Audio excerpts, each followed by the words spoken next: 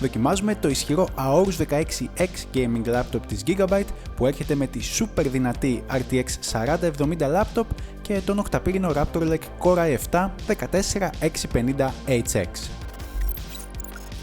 Στις αρχές του 24 στη CES η Intel ανακοίνωσε τους Core 14ης γενιάς για laptops. Η εταιρεία μας έδειξε μόλις 5 μοντέλα. Πώς να χωρέσουν άλλωστε σε μια επανακυκλοφορία? Πολλές εταιρείες, μεταξύ των οποίων και η Gigabyte, ήρθε και ανανέωσε τα φορητά της συστήματα με τη νέα γενιά των επεξεργαστών που καλώς ή κακώς είναι ξαναζεσταμένο φαγητό, αφού μιλάμε για τους ίδιους Raptor Lake του 2022. Ίσως με ελαφρώς καλύτερη μέθοδο κατασκευής, αφού οι χρονισμοί τους είναι ανεβασμένοι. Την ίδια σχεδόν ημέρα και λόγω της δημοφιλούς έκθεσης CES, η Nvidia μας έδειξε τις RTX 40 Laptop GPU, την φορητή έκδοση της Ada Lovelace αρχιτεκτονικής που είχαμε ήδη στα desktop μας από τα τέλη του 2023. Το αποτέλεσμα? Το Aorus 16X στην έκδοση 2024, το οποίο εμπλουτίζεται και βελτιώνεται με το ολόφρεσκο αυτό hardware. Εμείς απλά το δοκιμάσαμε και σας μεταφέρουμε τις εντυπώσεις μας. Αρχικά, η συγκεκριμένη οικογένεια φορητών υπολογιστών της Gigabyte έρχεται σε διάφορες παραλλαγές, όπως τα περισσότερα λάπτοπ. Οι συνολικές παραλλαγές του Aorus 16X 2024 είναι 4 και οι επιλογές μας βασίζονται είτε στον Core i7 14650HX είτε στον Core i9 14900HX. Και οι δύο ενσωματώνουν 8 performance πυρήνες και 16 threads, όμως ο 14900HX έρχεται με 16 συνολικά e-cores, τα efficiency cores, και υψηλότερες συχνότητες στους p-cores από το 14650. Αυτά τα CPU μπορούν να συνδυαστούν με την RTX 4060 laptop GPU είτε με την RTX 4070 laptop GPU. Και οι δύο έχουν παραπλήσια specs με το ίδιο TDP των 140W και 8GB GDDR6 μνήμη που συνδέεται με τον πυρήνα χάρη σε ένα bus μόλις 128bit. Καταλαβαίνουμε λοιπόν ότι το memory bandwidth θα είναι περιορισμένο. Οι διαφορές τώρα των δύο GPU εντοπίζονται στους 3072 CUDA cores της RTX 4060 έναντι 4608 CUDA cores στην RTX 4070. Το κακό είναι πως η 4070 στην φορητή μορφή της δεν αποτελεί μεγάλο step up από τη μικρότερη αδερφή της, ιδίως όταν πλαισιώνεται από μόλις 8GB μνήμης. Οι GPU όντας στην οικογένεια των Ada Lovelace έρχονται με τον 8ης γενιάς NVIDIA encoder που υποστηρίζει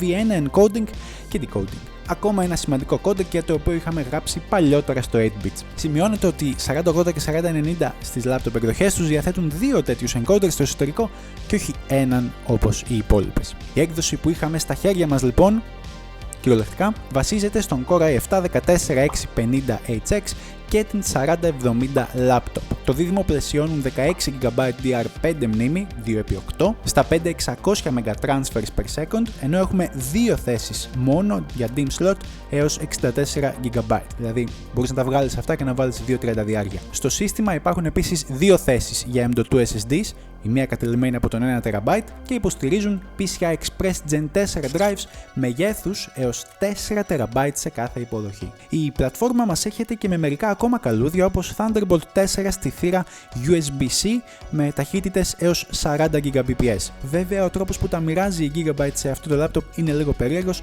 θα έχω όμως περισσότερες πληροφορίες στο review μας στο γραπτό στο 8bits.gr. Σε άλλα ενδιαφέροντα νέα, το Intel Wi-Fi 7 802.11be 2x2 που υπόσχεται σημαντικά υψηλότερες ταχύτητες ακόμα και από το Wi-Fi 6 είναι εδώ πίσω μου. Το σήμα εκπέμπεται στις γνωστές συχνότητες 2,4 και 5 GHz αλλά και στα 6 GHz με θεωρητικές μέγιστες ταχύτητες έως τα 46 Gb ανά second. Κοφτές και όμορφες γραμμές. Επιθετικό όπου χρειάζεται, αλλά σχετικά βαρύ για να το έχεις παντού και πάντα μαζί σου. 2,3 κιλά είναι αυτά. Αυτά είναι τα πρώτα πράγματα που παρατηρούμε έχοντας το πάνω στο γραφείο μας. Έπειτα προσέχουμε καλύτερα και άλλα στοιχεία όπως ο φωτισμός του keyboard και το λογότυπο της Aorus στην πλάτη του laptop. Κάτι που δεν περιμένεις να δεις συχνά. Ευτυχώς υπάρχει ο ευδιάκριτος διακόπτης στο software για να το κλείσουμε. Από πλευράς ποιότητας κατασκευής, γενικά μέτρια και η συνολική κατασκευή βαθμολογείται ελαφρώς πάνω από τη βάση.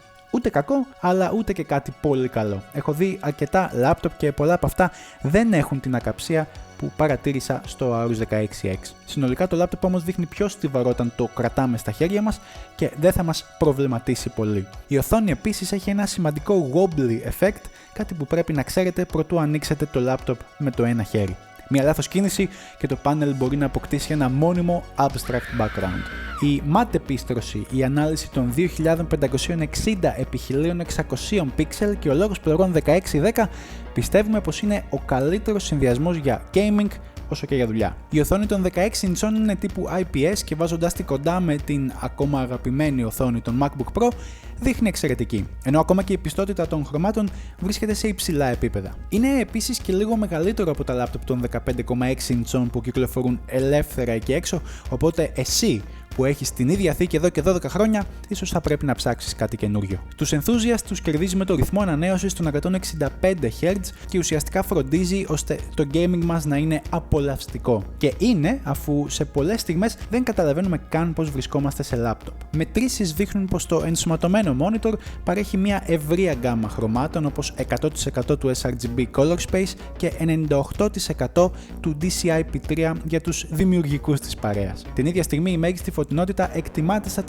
350 καντέλα ανά τετραγωνικό, ενώ δεν παρατηρείται καθόλου flickering του πάνελ που ενδεχομένως μπορεί να μας ζαλίσει μετά από πολλή ώρη χρήση. Στο κομμάτι των επιδόσεων τώρα, το Aorus 16X που στέκεται πίσω αποδίδει εξαιρετικά και στην εγγενή ανάλυση του monitor 2560x1600 όλα τρέχουν απρόσκοπτα. Τα περίεργα εμφανίζονται όταν κοιτάξουμε τις λεπτομέρειες, όπως το χρόνο που θέλει για να αλλάξει την έξοδο της εικόνας από την iGPU του επεξεργαστή στην RTX 4070. Τα στιγμιαία κολλήματα και η δυσκολία σε ορισμένες περιπτώσεις να βρει τη σωστή κάρτα για να τρέξει το παιχνίδι δείχνουν ότι πρόκειται περισσότερο για κουσούρι των Intel Nvidia drivers και όχι τόσο της Gigabyte. Εξίσου σημαντικό είναι ότι σε battery mode οι επιδόσεις περιορίζονται σημαντικά και βλέπουμε ότι το laptop και η μπαταρία του δεν μπορούν να ανταπεξέλθουν εύκολα στις απαιτήσεις του hardware που θεωρούνται desktop class. Να σημειώσω ότι το laptop πήρε και μερικά updates, όπως και BIOS update πριν κάνω τις μετρήσεις,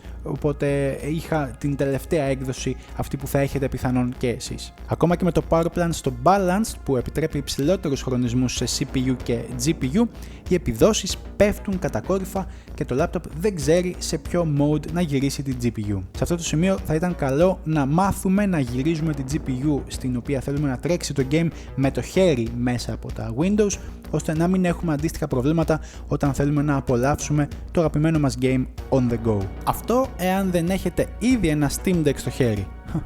Δεν έχω. Benchmarks όπως το Cinebench και το PC Mark 10 που μετράνε μεγάλο μέρος των εξαρτημάτων του laptop μαρτυρούν πως στα χέρια μας έχουμε ένα συμπυκνωμένο desktop PC στις 16 inches. Στο gaming δεν θα διστάσει να μας δείξει πάνω από 60 fps παντού, σε very high ή και ultra settings και σε παιχνίδια όπως το Cyberpunk, το F123 και το Shadow of the Tomb Raider που είναι ίσως τα αγαπημένα μου παιχνίδια, τρέχουν πάνω από 90 fps. Μόλις ενεργοποιήσουμε τις upscaling τεχνικές περνάμε τα 100 fps και σιγά σιγά φτάνουμε στο μέγιστο ρυθμό ανανέωσης του πάνελ μας. Και όχι, δεν θα συμβεί κάτι κακό αν ξεπεράσουμε τα χέρια της οθόνης αφού είναι G-Sync compatible. Το Ray Tracing μπορεί να το σηκώσει κανονικά και με την ενεργοποίηση των upscaling cheat codes δεν θα καταλάβουμε καν ότι το έχουμε ενεργό. Εννοώ από πλευράς framerate, όχι ότι δεν θα καταλάβαινες ότι το έχεις ανοιχτό το Ray Tracing. Τώρα, το Aorus 16X διαθέτει, όπως είπαμε, και Thunderbolt 4, τη δεύτερη διαθέσιμη επιλογή αφού η πλατφόρμα υποστηρίζει κανονικά το Thunderbolt 5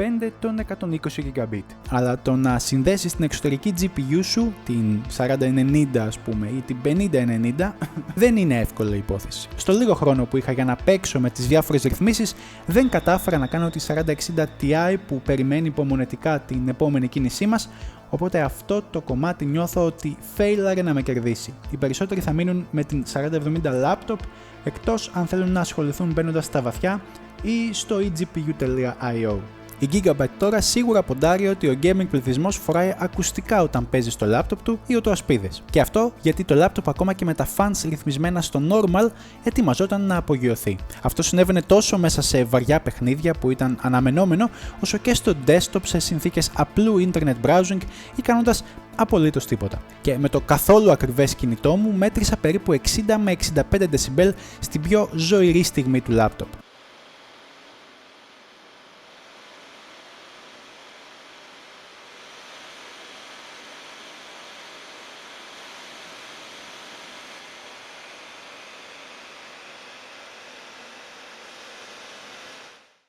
Στο Eco Mode οι ανεμιστήρες δεν ακούγονται τόσο και θέλουν περισσότερο χρόνο για να γίνουν πιο αντιληπτοί. Ωστόσο, σε αυτή τη λειτουργία ρισκάρουμε την υπερθέρμανση και το throttling του επεξεργαστή μας, κάτι που μπορεί να γίνει πιο αισθητό κατά το gaming, αφού και η GPU και η CPU έχουν φορτίο. Δυστυχώς δεν υπάρχει γρήγορη γιατριά για το συγκεκριμένο θέμα και θα πρέπει να αποδεχτούμε τις συνέπειες. Θα πρέπει να φοράμε συνέχεια ακουστικά όταν παίζουμε με το PC. Και αυτό είναι κρίμα, γιατί τα ενσωματωμένα ηχεία που βρίσκονται στην κάτω πλευρά του laptop είναι καλής ποιότητας και έχουν αρκετά αποδεκτό ήχο και προσωπικά θα τα χρησιμοποιούσα τόσο στο gaming όσο και για να ακούω μουσική. Για να είμαστε ειλικρινείς, το Aorus 16X είναι ένα laptop, αλλά δεν ξέρω πόσος κόσμος θα το χρησιμοποιήσει χωρίς το τροφοδοτικό των 240W που έρχεται μαζί. Το gaming είναι εφικτό και η μπαταρία των 99Wh μπορεί να μας χαρίσει περίπου 1,5 με 2 ώρες το πολύ. Αυτό ανάλογα το game, ανάλογα τις ρυθμίσεις, τη θερμοκρασία του δωματίου και πολλές ακόμα μεταβλητές. Η κατανάλωση σε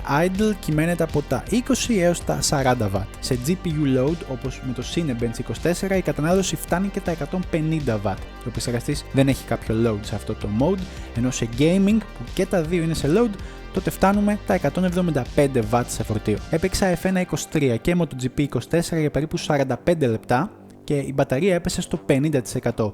Η Gigabyte μας δίνει και fast charge με το συγκεκριμένο, το οποίο κάνει το 0,50 σε 30 λεπτά. Χρήσιμο όταν είναι να φύγεις εκτάκτος για σουκού και πακετάρεις τελευταία στιγμή. Τώρα, αν το κόστος των 1.979 ευρώ που το βρήκα εντός ελληνικού εδάφους ισχύει, τότε θα πω not bad και με τις επιλογές επέκτασης της μνήμης και των SSD είναι ένα καλό deal. Οι βασικοί ανταγωνιστές του συγκεκριμένου είναι η Lenovo με το καινούριο Legion 5 και η Acer με το Predator Neo. Αν τα δούμε δίπλα-δίπλα, υπάρχουν σίγουρα κάποια σημεία που υπολείπεται, όπως στην οθόνη, όμως τα 165 Hz του πίσω laptop εξακολουθούν και είναι ένα εξαιρετικό χαρακτηριστικό. Η μεγαλύτερη αύξηση στην τιμή προκύπτει από την RTX 4070 και αν δεν έχετε θέμα να μειώσετε τα graphic settings ή να ενεργοποιήσετε τα upscaling cheat codes για να κερδίσετε μερικά FPS, τότε η έκδοση με την 4060 laptop θα σας γλιτώσει περίπου 450 με 500 ευρώ ή αλλιώς περίπου 20 FPS κατά το gaming. Πώς σας φάνηκε αυτό? Πείτε μου στα σχόλια. Αυτά. Είμαι ο Λουκάς και αυτό ήταν ένα ακόμα βίντεο του 8bits. Βρες μας online στα social κάτω στην περιγραφή και εμείς θα τα πούμε στο επόμενο.